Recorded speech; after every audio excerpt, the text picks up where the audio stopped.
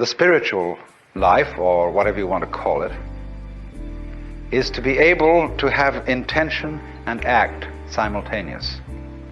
By this means, you escape karma and you escape the devil. I'm sure all of us wished we could get on with the things we needed to do, without any hesitation and without procrastinating. From little things like those dishes in the kitchen that's been left there for a few days, and your room that still needs cleaning, to much larger things like that New Year's resolution list that you haven't started yet, in which we promised ourselves we would. Or that bad habit you were meant to have kicked. We tell ourselves over and over again we'll do it today, and then the next day, and then the next. And we hate ourselves for it. Wouldn't it be cool if there was a way we could do all the things we needed to do with one simple change? What if we could trick our own minds and outwit the devil? In this video I will give you the simple 3-step proven process in which you will be able to do this. Is that if you plan to change your life, shall we say, to turn over a new leaf, you mustn't let the devil know, because he will oppose you with all his might if he suddenly discovers that you're going to escape from his power. So, for example, if you have a bad habit, say you drink too much, and you make a New Year's resolution that during this coming year you'll stop drinking, that's a very, very dangerous thing to do, because the devil will immediately know about it. And what will happen will be this: he will confront you with the prospect of 365 drinkless days. And that will be awful, just overwhelming. And you won't be able to make much more than 3 days on the wagon. Step 1. Instead of planning when you're going to do something, or instead of planning to kick a habit which you know you have to do, try not to premeditate on the action. The trick is to not think about it at all, and just react to it. This may sound unusual at first, or maybe like a joke. Let me explain.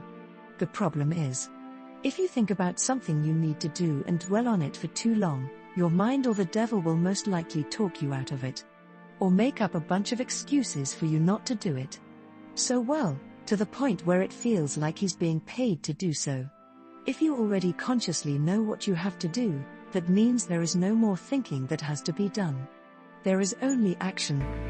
So in that case you compromise with the devil and say, just today I'm not going to drink, you see, but tomorrow maybe, we'll go back. Then when tomorrow comes, you say, oh, just another day, let's try out, that's all. And the next day you say, oh, one more day won't make much difference. So you only do it for the moment, and you don't let the devil know that you have a secret intention of going on day after day after day after day. Step 2. Compromise with yourself. Tell yourself you're just going to do the thing you need to do today, and you'll see what happens the next day, like it's no big deal. Another example could be that you will just clean your room for 5 minutes only, and then you'll see how you feel in an hour or even just tomorrow. There is no limit. In fact, the right limit is your limit. When you adopt this mentality, you put much less pressure on yourself, and you can work through your habits and the things you need to do, step by step. But of course, there's something still better than that. And that is not to let the devil know anything.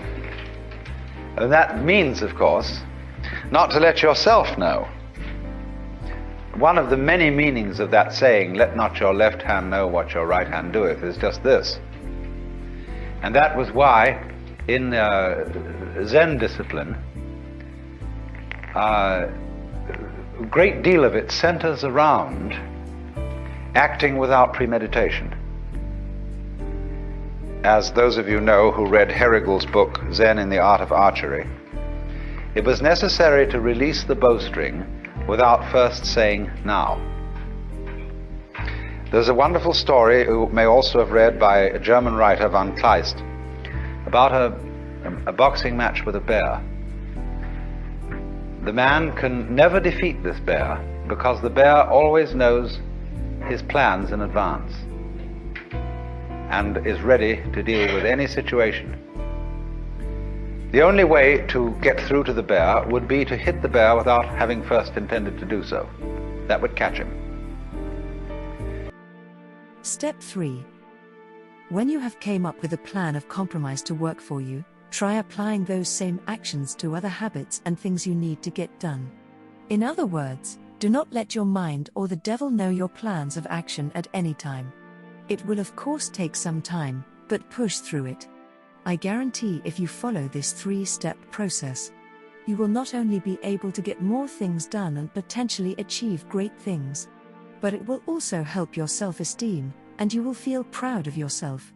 You will feel a level of achievement to a degree so colossal that you would want to share with everybody who's going through the same difficulties. Thanks for watching. Be sure to like, share, and subscribe.